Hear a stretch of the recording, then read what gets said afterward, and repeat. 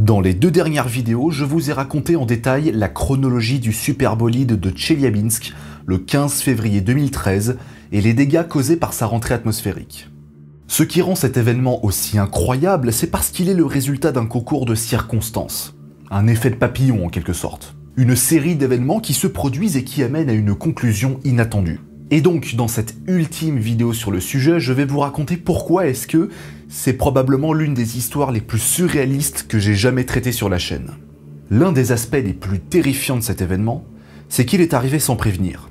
L'actualité spatiale était calme à l'époque, et là, boum, fait divers, un météore se disloque au-dessus de l'Oural, 1500 blessés. Et le tout sans qu'aucun organisme ne l'ait détecté avant sa rentrée atmosphérique. Mais alors, pourquoi est-ce qu'on ne l'a pas vu venir?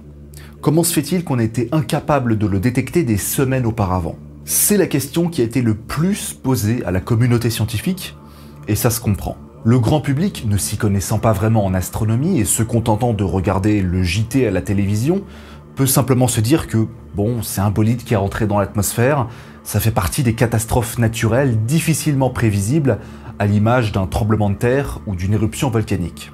Sauf que non.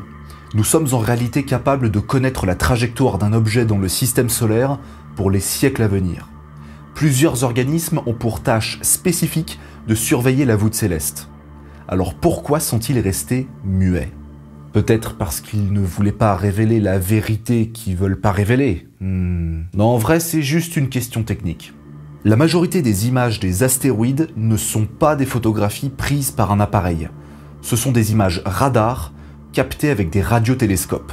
On balance des ondes vers un endroit donné et on recapte celles qui ont rebondi sur l'objet en question. C'est à peu près la même technique que les sonars, mais avec des ondes radio envoyées dans l'espace. C'est tellement précis et sensible que les images radar des astéroïdes sont parfaitement dégueulasses. Et c'est bien normal, sans parler du bruit de fond derrière les objets. La trajectoire du bolide de Tcheliabinsk est encore sujette à débat. Est-ce qu'il viendrait de la Sibérie, de Yakoutsk, ou bien un peu plus au sud, vers la Mongolie? On sait pas. Par contre, un point commun, c'est que toutes les sources s'accordent sur la même chose. Le bolide vient de l'Est. Et c'est exactement la même zone dans le ciel que le Soleil, qui se levait à Tcheliabinsk. Et on ne pointe jamais un radiotélescope vers notre étoile. L'imagerie radar serait inondée par la lumière de l'astre, masquant ainsi une détection propre.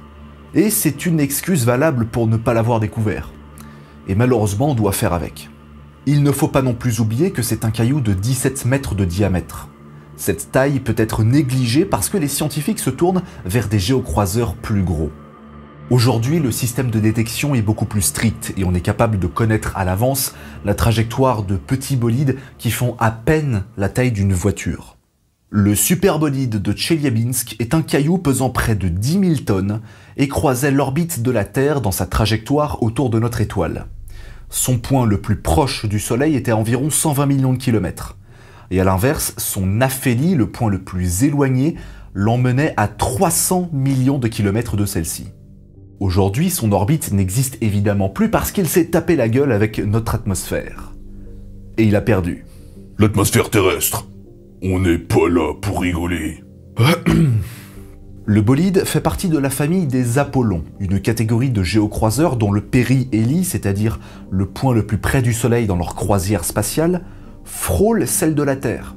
Ce qui explique le fait qu'il soit entré dans l'atmosphère avec une inclinaison de seulement 18 degrés, donc quasiment à l'horizontale. Une hypothèse a surgi plusieurs mois après les faits. Plusieurs études affirment qu'il s'agirait d'un débris d'un bolide encore plus gros qui se serait percuté avec un autre astéroïde il y a plus d'1 million d'années. Sur le papier, c'est plausible. Par contre, on devrait s'attendre à voir d'autres débris arriver proches de la Terre sur la même trajectoire. Or, c'est pas le cas. Mais le plus dingue dans toute cette histoire, c'est que ceux qui sont responsables de la détection des géocroiseurs étaient concentrés sur un autre astéroïde au même moment.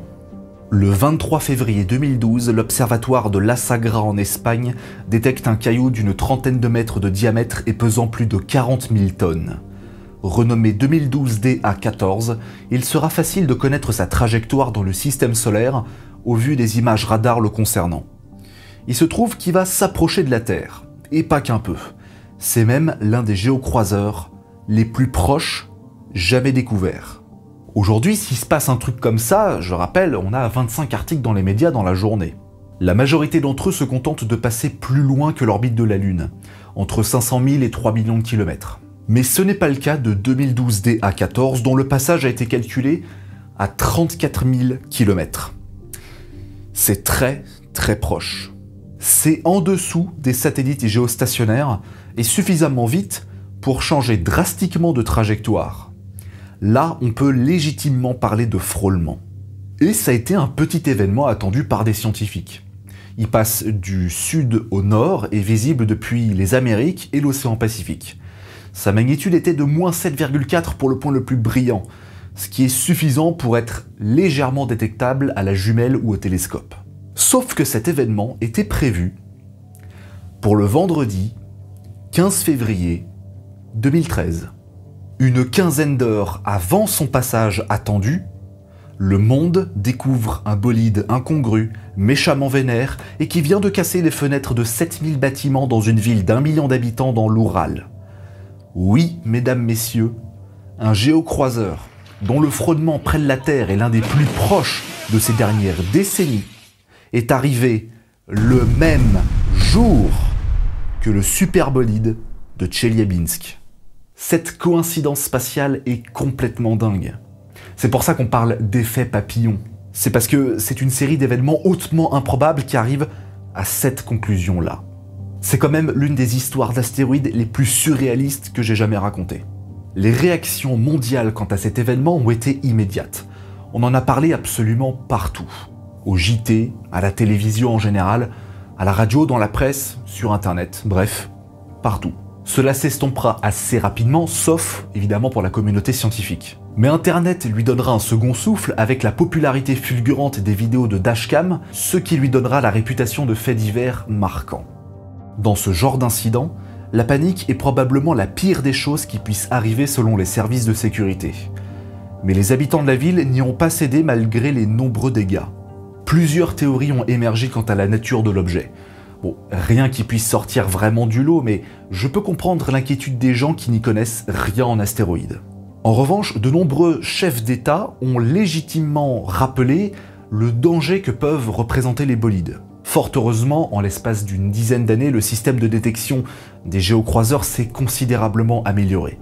Au final, Tcheliabinsk, c'était une mise en garde. L'année d'après, en 2014, a eu lieu les Jeux Olympiques d'hiver de Sotchi. Le 15 février, les champions ont eu droit à une médaille avec des fragments de météorites dessus en guise d'anniversaire. 10 d'entre eux ont pu être gratifiés d'une récompense olympique accompagnée d'un débris de cailloux spatial. C'est quand même la classe. Donc, pour résumer, un astéroïde géocroiseur de la famille des Apollons est sur une trajectoire de collision avec la Terre, à une époque pile où l'humanité est au stade civilisationnel avancé. Il arrive depuis l'Est, dans le même coin que le Soleil, ce qui le rend indétectable. Il est suffisamment gros pour causer des dégâts dans l'atmosphère, mais suffisamment petit pour se disloquer et ne pas percuter le sol. Malgré les 75% de la surface terrestre recouverte par les océans et le reste abondamment recouvert par les forêts, les déserts et les montagnes, il se disloque pile poil au-dessus d'une ville d'1 million d'habitants, à une heure où le trafic routier est important, et dans un pays où tous les véhicules possibles et imaginables possèdent des caméras de sécurité. Il arrive exactement le même jour qu'un autre géocroiseur dont le passage proche est l'un des plus gros frôlements avec la Terre de ces dernières décennies. Quand je vous dis que c'est quelque chose d'exceptionnel, je ne vous ai pas menti. Je vais désormais terminer cette vidéo par une hypothèse que j'ai bricolée dans ma tête depuis longtemps et qui m'a finalement donné envie de vous la partager. Aujourd'hui, les géocroiseurs suscitent une crainte, une peur irrationnelle pour beaucoup de gens. Le caillou de 17 km de diamètre qui a frappé la Terre il y a 66 millions d'années, le cratère d'impact en Arizona, l'événement de la Tunguska en 1908, la comète Shoemaker-Levy 9 dans la haute atmosphère de Jupiter en 1994, et la dislocation du superbolide de Tcheliabinsk 19 ans plus tard, ont fait prendre conscience que les corps venant de l'espace peuvent s'avérer destructeurs. Le risque d'être blessé voire tué par une météorite ou bien la dislocation de celle-ci dans l'atmosphère est extrêmement faible. Mais c'est forcément très dangereux lorsque cela se produit. C'est pour ça que les gens ont peur. Aujourd'hui, de nombreux médias n'hésitent pas à user de sensationnalisme dès qu'un astéroïde passe près de la Terre, même à des millions de kilomètres, alors que ça arrive littéralement des dizaines de fois chaque année. Je pense sincèrement que le superbolide de Tcheliabinsk a amplifié la crainte d'un tel phénomène. Même si, quelque part, ça peut se comprendre. On sait qu'un bolide de cette taille ne peut pas percuter le sol, il se disloque dans l'atmosphère et provoque une onde de choc.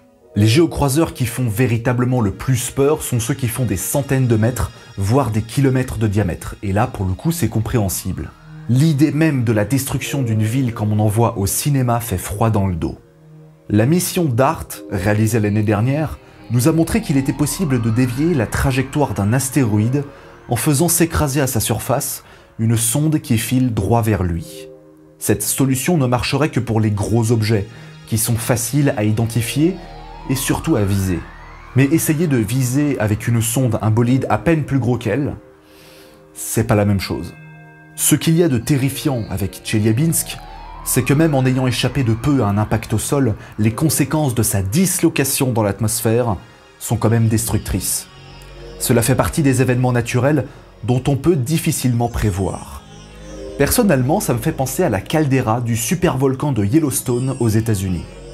Un réveil de ce dernier pourrait causer des dégâts sur près de 30% du territoire américain, en excluant l'Alaska ou Hawaï. Mais pour l'instant, tout va bien. Bon, ça n'a rien à voir avec le thème de ma chaîne, mais pourquoi pas? Je pense désormais avoir fait le tour de la question. Évidemment, il y a encore d'autres choses à raconter, mais à ce compte-là, autant consulter les sources que je vous mets dans les descriptions des vidéos, ou aller regarder des documentaires. N'hésitez pas à vous abonner à la chaîne, partager mon travail, mettre un petit pouce bleu, un commentaire, et activer la cloche. Et surtout, regardez mes autres vidéos. À la prochaine!